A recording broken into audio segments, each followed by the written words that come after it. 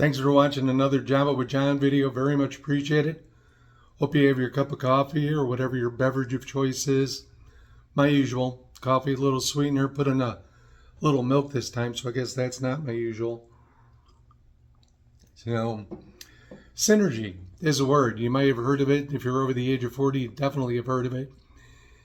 Word that came into creation in the 1600s, but it was the buzzword during the 1990s, corporate America. What it means, it combined the power of two or more things.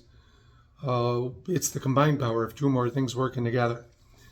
So this way you get more done. Now, when I have employees and there's different positions and I cross-train, that's an example of synergy.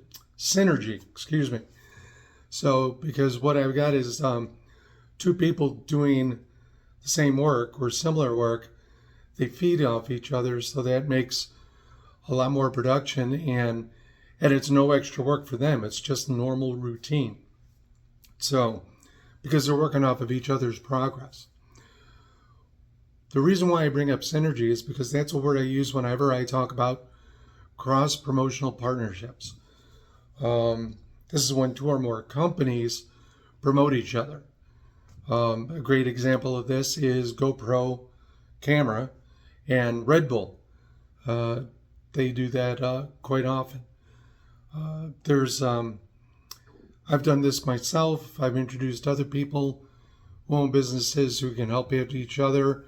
The most recent one, a frozen yogurt shop that was across the street from a antique car museum, and they just traded promotional flyers to make sure that so that this way they got something out of it and they were able to complement each other. So, but there are some steps you got to take to make sure the partnership works, because it's a cross promotional partnership.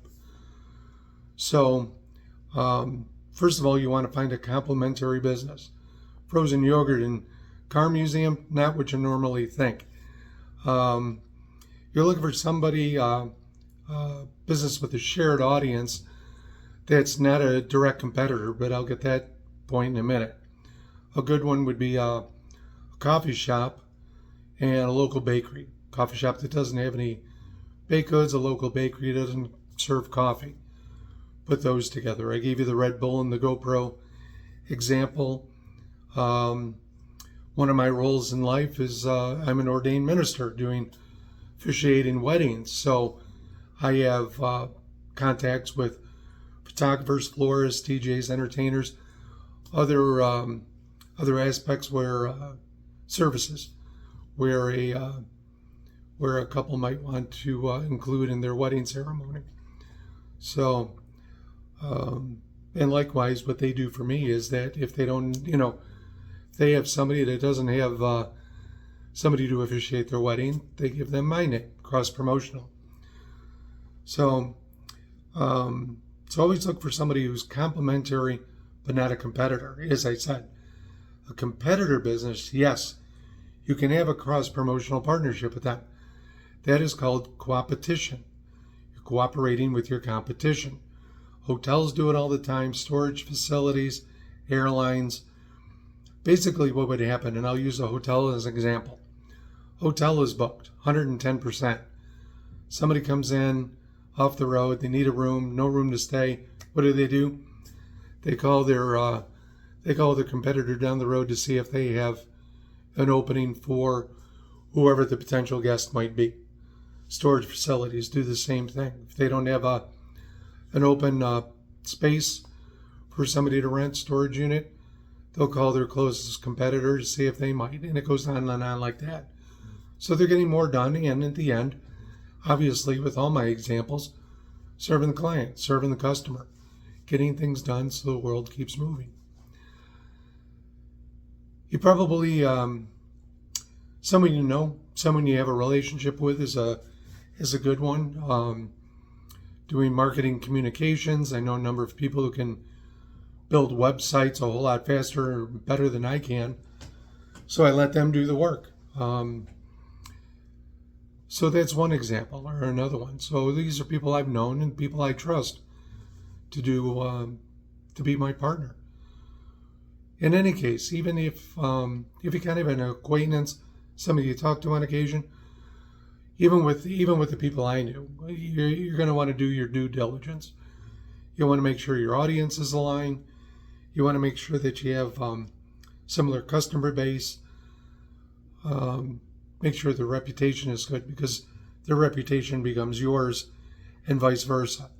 Somebody you know, you probably have a good feel for all of this also, but if it's somebody you just met or have a loose acquaintance, you might want to take a look at that. When I was in Chamber of Commerce world, used to do that all the time, pair people up businesses so they get more done together. And I always told them, due diligence, talk, make sure it's a good fit for everybody. You want to outline a plan or what your proposal might be for the partnership. They have needs and wants, you have needs and wants. Everybody should have a chance to win, especially your clients, your customers, potential customers.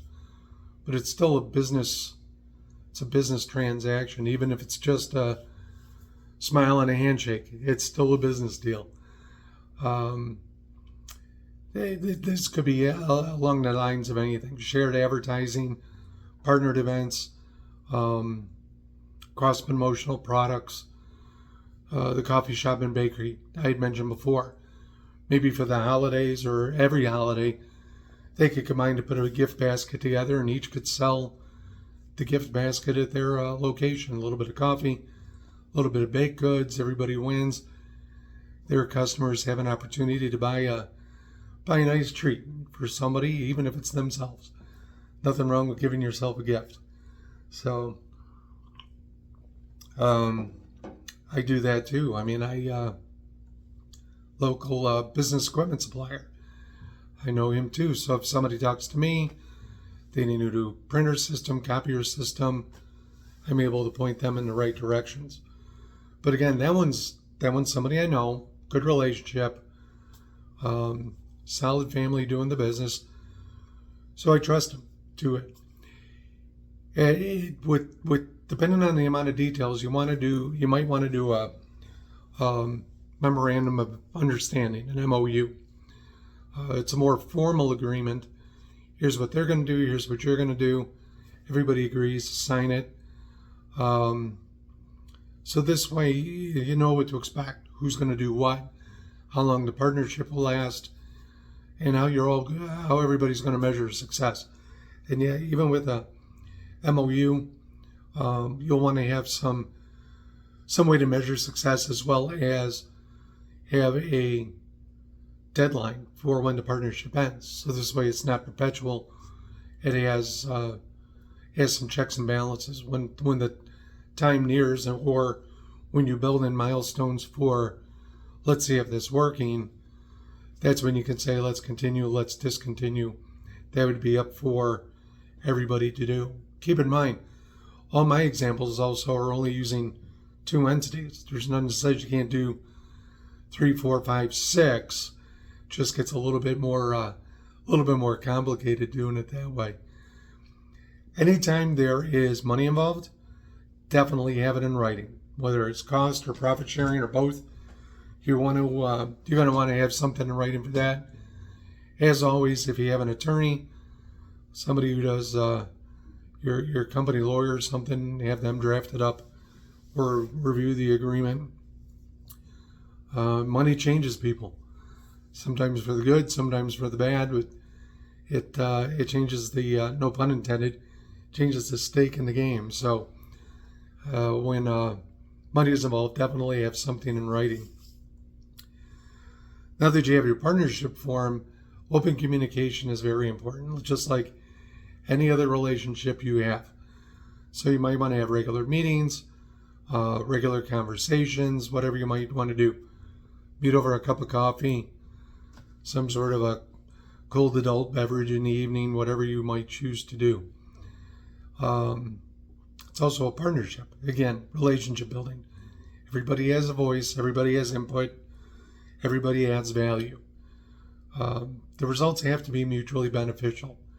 If it's not, you may want to restructure or analyze the partnership, how that's going to work.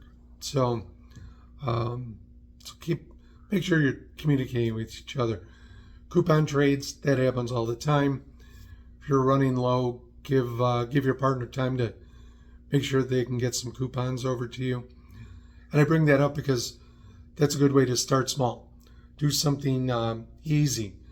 Sharing social media posts, for instance, sharing Instagram, Facebook, LinkedIn's, whatever it might be. That's a very easy one to be able to do, because now they share your post, you're reaching their audience, you share their post, they're reaching your audience. So that's an easy one to do as well. My restaurant days, I had a pizza shop.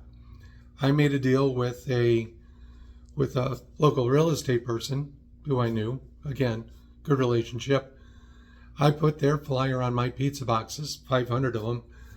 They in return gave out 500 of my menus to everybody in my geographic area. It worked out great. Even better is that I got to sample out pizzas when I did that too. So another layer of the partnership, but again, synergy.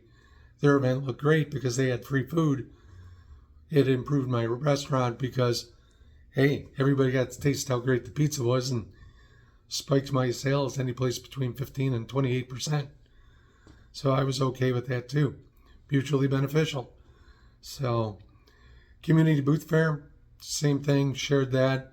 Shared costs for context. That's what it ended up being. Again, that one was in writing. I mentioned all these things, real world examples that I've done. There's a whole lot more of them out there, but one thing you don't want to do, work within your means. Don't overcommit to what you're going to do. You're going to want to manage and measure your contribution and what you're getting back to. And again, work on the partnership. Partnerships are like plants, just like relationships. You got to nurture them, give them attention to help them grow and get better.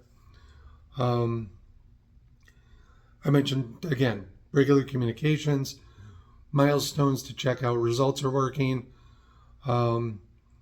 Needs and situations will change, adjust as necessary. So keep in mind also, it's not always a one-for-one return. Go back to my pizza example. My menus are out there. I know I got some extra business off of it. My real estate friend, not everybody's buying a house like they're buying pizza, although the price nowadays seems to be a whole lot higher than it was back then. Different story. So just make sure that it may not necessarily be a one-for-one return. That said, it shouldn't be one-sided. Again, mutually beneficial. So a cross-promotional partnership is worthwhile. I mean, it adds value to your business, gives you uniqueness, because now you're partnering with somebody who's recommending you. Likewise, they're partnering with somebody who's recommending them as well. You're expanding your reach, you're building your brand. It also gives you credibility, having, third party talking about you, word of mouth advertising. So, but like any other partnership, strengths, weaknesses. So be aware and work on that. You can also share resources. There's nothing wrong with partnering up with somebody to share administrative costs, pens, office supplies, whatever it might be. Co-op advertising in your local newspaper. So support the local newspaper. They would love it, and it gets your name out in the community. So, but the basic thing is there's a potential for increased revenue as well, and that's, no pun, the bottom line. So take a look at where you might be able to do some cross-promotional partnerships with somebody. Definitely worthwhile. It's worked out more for me than it's not. You do run into once in a while, a bad apple in a bushel. That happens. But like I said, I think it's worthwhile. I think it's something you should explore. So appreciate you watching. I'm going to finish up my delicious cup of milk coffee. Or is it coffee milk? Anyways, thanks. Have a great day, great week, and a great year.